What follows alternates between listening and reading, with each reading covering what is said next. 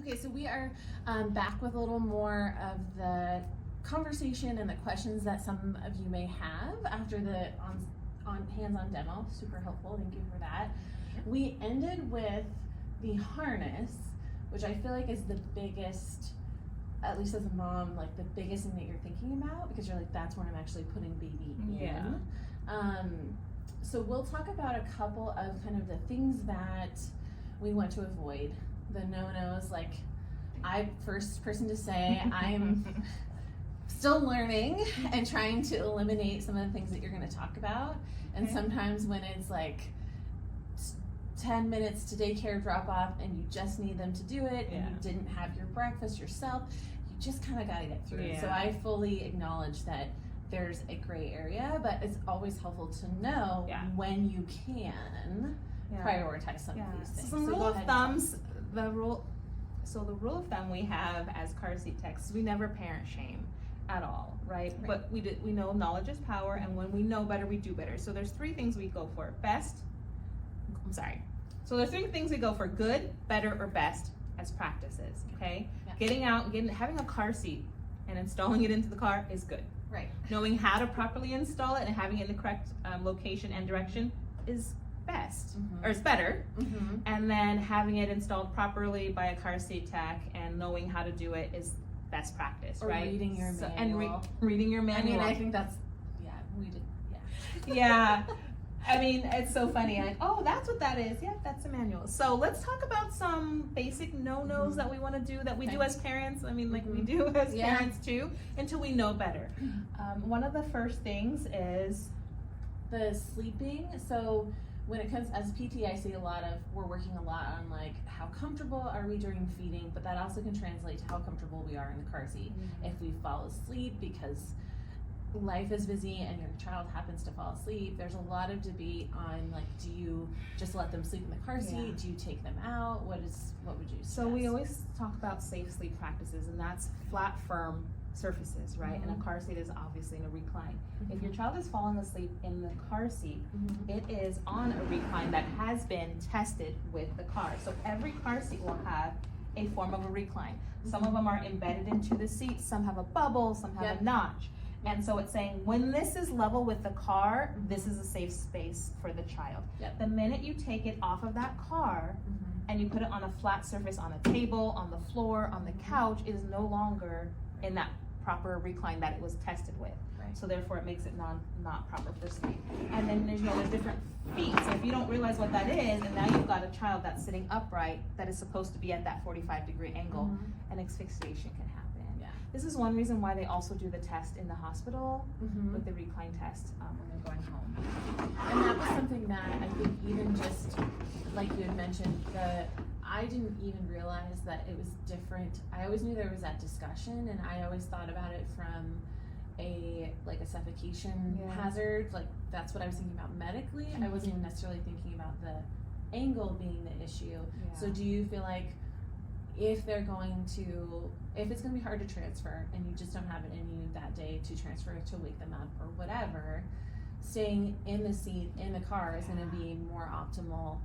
Obviously, caveat here, in this weather, we have to be very, very careful because of how hot it gets. Listen. But like that's going to be more optimal than In that instance, if little Jimmy finally fell asleep, I'm going to the drive-thru of Starbucks or McDonald's. AC I'm putting on a podcast and I'm chilling until I'm sitting in my parking lot or the garage for sure. Yeah, and that's typically where we would be, like in the shaded area with the windows open or AC on if you're closed windows, all of that thing. When it comes to, actually, you're going to probably address this in the other kind of areas. So what else is, like, for example, any of the aftermarket things or things that they put on that you get given to, like what is that about?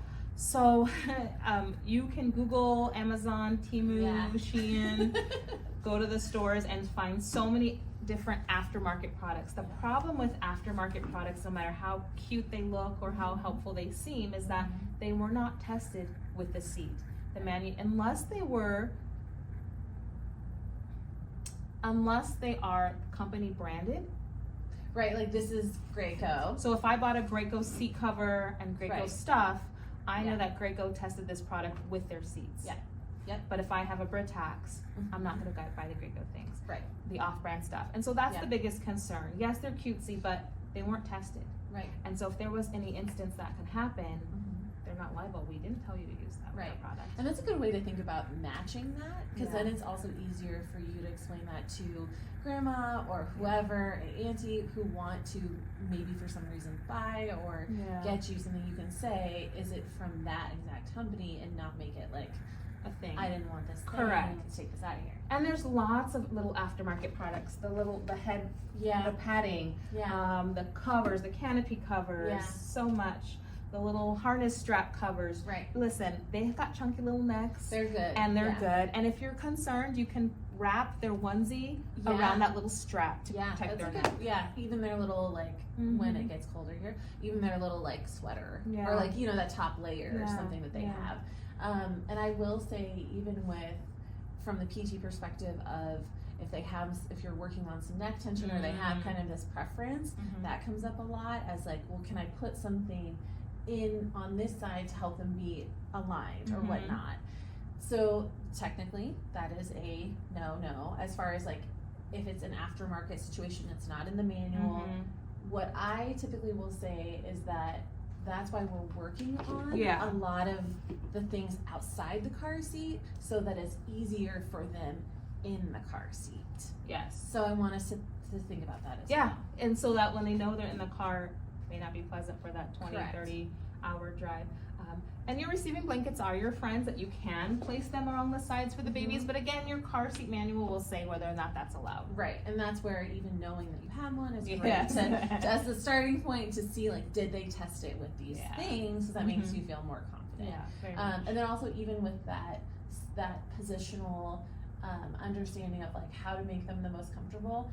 Typically, if we want to try to really make them comfortable, we want their butt or their hips all the way in first. So we want them to kind of slide in first with their hips all the way at the back of the car seat. So they're in that like flexed position, crunched position, and then everything else will be easier from there. And if that's becoming uncomfortable, then that's the question of like, well, what can we do outside of the car seat to make the car seat easier? Which feels kind of counterintuitive, but you see it a lot as a doula on the doula side of what you do as well, I'm sure. Anything else on that aspect? No, I think that's... So along with under the umbrella of kind of aftermarket, tell me a little more about projectiles, because I have 2 little boys and that happens outside of the car seat all the time, but tell me more. So with your projectiles, those are anything in the vehicle that can present a hazard. So honestly, it's your cell phone that's not secured in a holder. It's your your keys are in your car, but your water bottles, anything like that. But additionally, dealing with the car seat and the infants, it's the little toys hanging from the top. It's the mirror that you're looking through to watch, or the camera. Their toys in their hands, the extra toys around the car, their snacks. Those are all projectiles. So in an impact or a collision, those could go flying and create more damage and hurt and harm to everyone in the end. If you're thinking about it, those long things, if they're driving and you're stopping and going, they're most likely hitting the child anyway, if you think about it, right?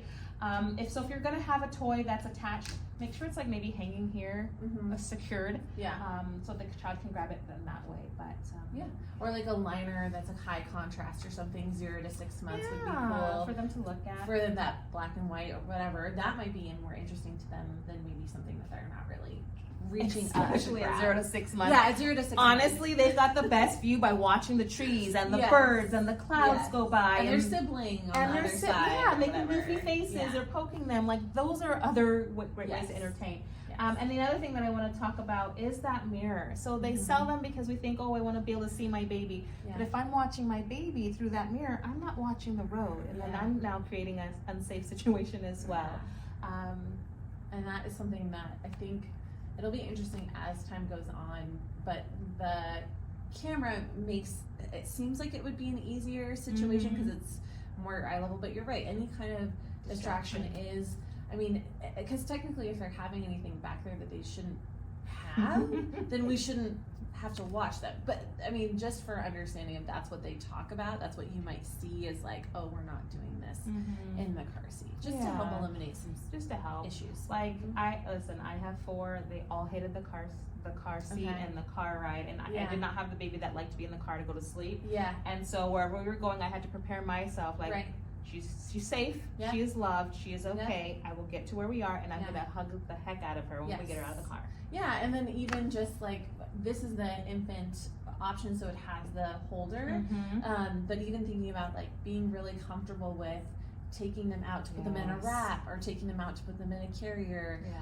I typically will recommend moms get really, really proficient with that, especially if they have a sibling. Yeah. Because if you're dropping them off at school or daycare, you don't want to be carrying around this giant thing. It's so much easier just to have a wrap with you and just take them, plop them in and out. Yeah. When it comes to something that we have thought of, I have thought about a lot, just because everything comes with an expiration. I know that there's expiration on car seats. Tell us more about that. Yes, great. So all car seats have different labels, and that's something you want to know too, because there are lots of counterfeit car seats out there. Oh, interesting. Especially, there's a rise because you can buy them on Amazon, Temu, Shein. And so the thing is that they can look like an American approved, tested seat, but they're not. So if they have their labels, that's a good sign. If their labels are in English and or Spanish, English and Spanish, then that's good. If they're in if the language is correct and it's not misspelled or incorrect proper language, that is a concern as well, that it is a counterfeit seat, because seats can be expensive. And so, and so with the expiration date, you will find a sticker that will have a manufacturer's date, and it will either say an expiration date or not. If it doesn't have an expiration date, on average you have about 7 years. Okay. And would it maybe be in the manual? Or it will be in the manual. It'll say don't use after 7 years. Yes, if it's not on your seat, it'll say do not use after 7 years, or this expires a certain day. Why that is important is because this is plastic, and an impact can break it down. Heat, elements can break it down. Stains, and it can break. It's plastic. It can break down. And so, especially heat. Again, I would say especially heat here, which is something that most people probably don't think about. And even cold and snow or whatever wouldn't be as bad as heat would be. In fact, you get about 5 years out of your car seat here in Vegas because of the heat. So even if it says 7, if we in general say 7 years, we get about 5. Now you're all-in-ones, the ones that go from 0 to 10 years old, right? That should last 10 years. Yeah.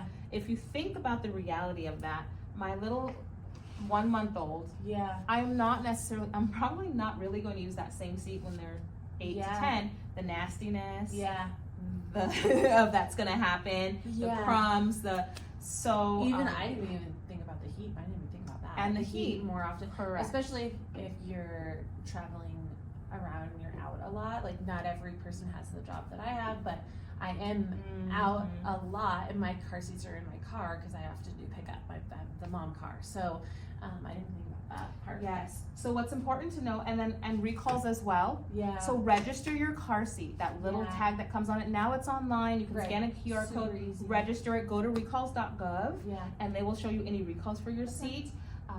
But they will send you seats if things happen. If there's a recall, sometimes on the smallest thing like the buckle, and then they'll send you the buckle or tell you to go turn it in. Yeah. But that's important because if there's any instances that happen with the car seat, the company will have you on file to give you information. Yeah, and I even just talking about a little bit about the bases, because we took it off. Yes. It reminded me of even just a tip, and you probably felt this as well with having multiple kids. We always felt like it was super, super helpful to register or ask for a second base for the car seat. And it seems like such an industrial, boring purchase, but it is so helpful to have a second base or potentially even a second car seat in the caregiver who's going to help you with pickup and drop-offs. Yes. Because there's nothing worse than like you're done with your day, you go to pick up your kid like you always do, and for some reason you don't have the base because you forgot it or whatever, or it was in partner's picking up, or grandma, or someone nanny else in the car. It's like that was super helpful for us through the infant stage. Yeah. So if and there are They're affordable, depending. Yeah. You know, it's been a while since I bought a car seat. They can be if you do a lot of drop-offs. Okay. They can be. And so they're worth the purchase. The They're other worth- thing yeah. is your rear-facing car seats do have a baseless install. So they're gonna have a seatbelt path here that you can use. This is also great for our ride shares. Yes. So if you are going in a ride share Ah. car, you don't necessarily have to have the base. You can use, and this is legal, this is tested, this Say- is just the same. Oh, I didn't Yes. realize that. So that's another option Yes, as well if totally. you want to do that. Mhm. Okay. That's great. Yeah. Well, thank you so much. I think those are the biggest questions, kind of main things that we had. I think a lot of times, just like you said, the more that you know, the better you can do, and Yeah. understanding that we're all learning in this process. When it comes to, you know, using those guidelines, I think that's just easiest to start with 2 and 20, especially since we're in Nevada, Yes. and being able to start from there. If you feel like you have any other concerns to keep them rear facing, then that's totally okay, and that's your Yeah. choice as a parent, together with whoever you're parenting with. I will say we will share in the notes where the actual options for in-person fits are, but Okay. if you want to run through those really Yeah, quickly. so your Safe Kids Clark County, they do seat checks events. In fact, they'll have one in the fall, Okay. a great fall pumpkin one. UMC Healthy Living Institute, you can schedule a private appointment with them as well, or they also do seat checks along with CCSD police. Okay. Different CCSD spots. police. Okay. We at Vegas Family Doulas have car seat techs, Yep. and so we can schedule an appointment there Okay. for you as well. Awesome. Wonderful. So there's lots of resources. Thank you again for your time, and Thanks. I hope you enjoyed this. Let us know if you have any other questions.